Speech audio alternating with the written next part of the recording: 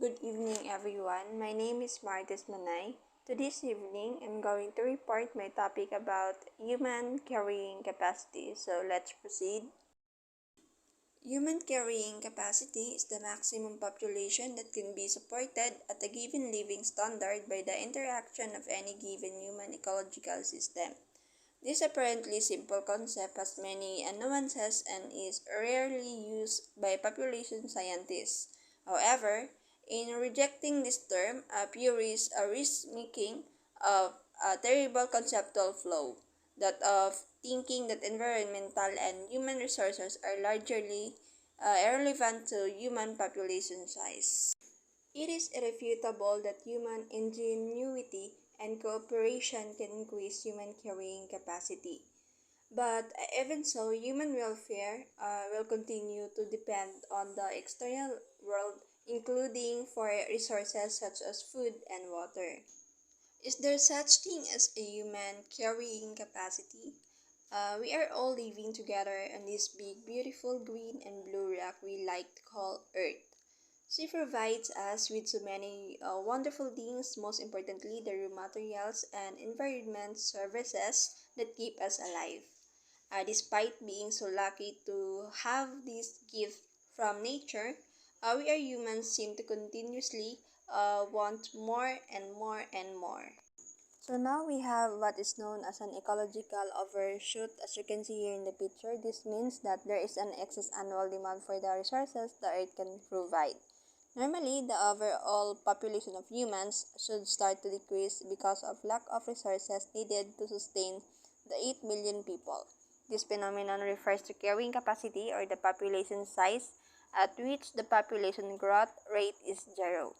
Population growth rate is affected by food availability, competition for resources, and the impact of predator and disease. When the population size is smaller than carrying capacity, the population will grow. But if the population is greater than the carrying capacity, the population will decrease. So when discussing human carrying capacity, it takes on a slightly different meaning in terms of human. It means the number of individuals that would be able to live at a certain standard of living and level resource consumption.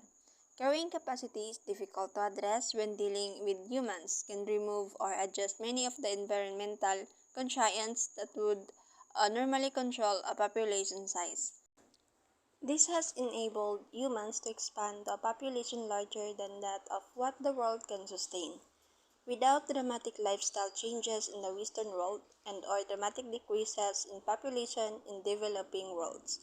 For further understanding about this, I prepared a video about the carrying capacity and the ecological footprint analysis to find out about how your ecological impacts of your lifestyle. Welcome to Moo Math and Science. In this video, I'd like to talk about carrying capacity of an environment. The maximum number of individuals in a species that an environment can support for the long term is the carrying capacity. Carrying capacity is limited by the energy, water, oxygen, and space, which are all limiting factors. As a population nears the carrying capacity, resources become limited. And if a population exceeds the carrying capacity, deaths begin to outnumber births. Let's take a look at the fish family that live in the fishbowl. Life is plentiful. There's plenty of space. There's food to eat. There's energy from the sun.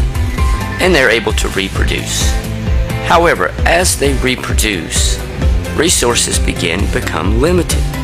They're limited by space and the amount of food. However, they're still able to reproduce. Eventually, there become so many fish that some of the fish begin to die off because there's not food to eat and the water is limited. They have reached the carrying capacity and deaths will outnumber births until it gets back in balance. So there we go. The largest population that an environment can support is known as the carrying capacity.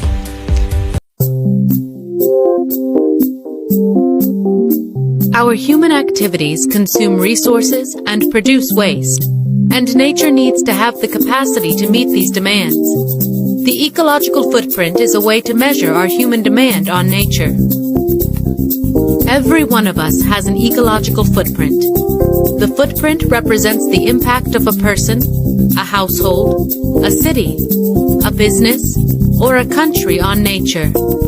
Things like food, energy, transportation, goods and services all contribute to our ecological footprint. The footprint is expressed as the amount of land and water required to produce what we consume and to absorb the waste we generate. By measuring the ecological footprint, we can assess the pressure our lifestyle puts on the planet. This helps us to manage our ecological assets more wisely and to take personal and collective action.